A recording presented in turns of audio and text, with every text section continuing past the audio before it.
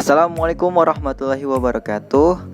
Kami dari kelompok A5 Praktik Teknologi Beton kali ini akan membahas salah satu materi kuliah, yaitu pengujian kuat tekan. Kelompok kami beranggotakan 5 orang, diantaranya saya sendiri, Muhammad Afir Ramadan, dan di atas saya ada Aprilia Tri Rahmawati, Reza Nurholiza, Bagas Amata Putra, Izan Rafa Setiawan. Yang pertama adalah latar belakang. Nah, beton keras dapat dikategorikan berkualitas baik jika mempunyai sifat-sifat kuat, awet, kedap air, dan memiliki kemungkinan perubahan dimensi yang kecil. Pengujian sifat-sifat mekanis beton keras yang sering dilakukan diantaranya yaitu pengujian kuat tekan, kuat tarik belah, kuat lentur, dan modulus elastisitas beton.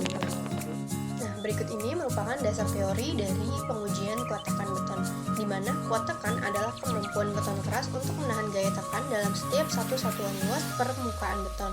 Secara teoritis, kekuatan tekan beton dipengaruhi oleh kekuatan komponen-komponennya, yaitu pasta semen, volume rongga, agregat, dan interface antara pasta semen dengan agregat.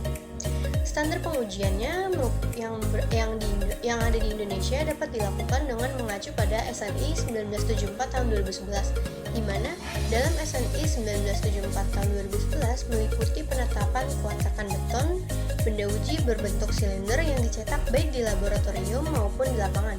Standar ini dibatasi untuk beton yang memiliki berat isi lebih dari 800 kg per meter kubik.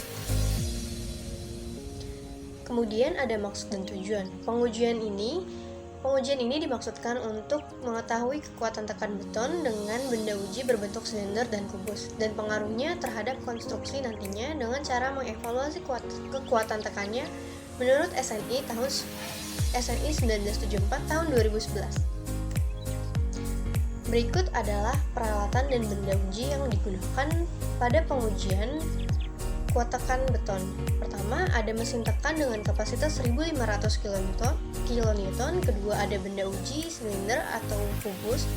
Ketiga, ada timbangan ketelitian 0,1 gram.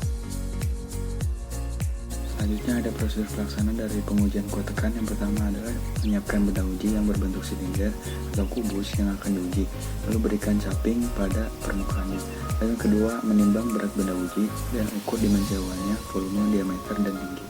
Lalu yang ketiga, periksa kondisi mesin dan kelengkapan peralatannya, termasuk selang-selang hidroliknya apakah mengalami kebocoran atau tidak. Lalu yang keempat, memeriksa apakah manometernya jarum hitamnya itu menunjukkan angka 0. Jika tidak, maka lakukan proses kalibrasi. Lalu angka yang kelima, arahkan jarum merah hingga segaris dengan jarum hitam pada posisi 0. Lalu yang keenam, letakkan benda uji pada plat penahan bawah untuk pengujian benda uji berbentuk silinder diameter 150 mm dan tinggi 300 mm. Lalu yang ketujuh, tambahkan dudukan pada plat penahan bawah jika menggunakan benda uji berbentuk kubus ukuran 150. Lalu yang ke-8, tutup pintu rangka mesin, lalu masukkan steker ke dalam stop kontak, lalu hidupkan mesin. Yang ke-9, putar handle penekan ke arah kanan, lalu dorong ke posisi depan untuk handle kecepatan penuh sampai benda uji mengalami keruntuhan atau pecah.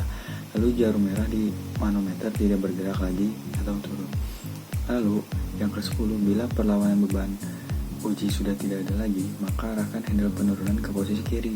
Bila akan mempercepat proses penurunan, maka tinggal mengatur handle kecepatan ke posisi depan untuk kecepatan penuh sambil diputar ke arah kiri.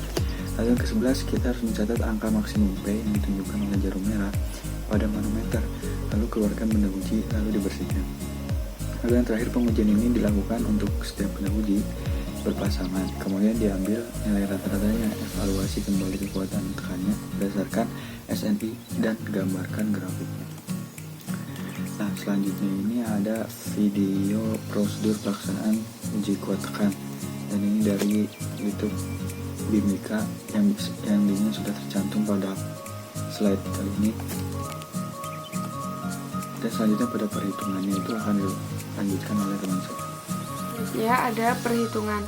Untuk perhitungan dengan benda uji silinder kuat tekan beton atau FC aksen dihitung menggunakan persamaan F aksen C sama dengan P dibagi A, atau P dibagi A dikali 10,1968 dengan P merupakan beban maksimum dan A merupakan luas benda uji serta D diameter benda uji dan R adalah jari-jari diameter benda uji. Kemudian untuk benda uji kubus, apabila hasil uji dilakukan dalam benda uji kubus beton, maka harus dikonversikan ke dalam silinder beton dengan persamaan berikut, yaitu F aksen C sama dengan 0,76 ditambah 0,2 log F aksen CK dibagi 15 dikali F aksen CK, dengan F aksen CK merupakan kuat tekan kubus beton. Selanjutnya untuk contoh perhitungan dari silinder beton, untuk kuat tekan rencana diketahui 25 MPa dalam waktu 28 hari, kemudian suhu lingkungan 28 derajat Celcius. Dalam tabel untuk contoh uji 1 dan 2 ada berat benda uji, kemudian semuanya dilakukan rata-rata dari kedua contoh uji. Ada berat benda uji, kemudian tinggi benda uji, diameter benda uji, luas benda uji, volume benda uji, berat isi, kemudian berat maksimum, kuat tekan beton, dan faktor koreksi untuk dimensi silinder. Kemudian nilai kuat tekan beton dalam satuan MPa atau megapascal. Selanjutnya ada perhitungan, dan berikut adalah contoh perhitungan silinder beton dengan kuat tekan rencananya yaitu 25 megapascal dalam 28 hari, lalu suhu lingkungannya 28 derajat Celcius. Lalu berikut adalah tabelnya dari nomor 1 sampai dengan nomor 10, dan berikut adalah uraian-uraiannya.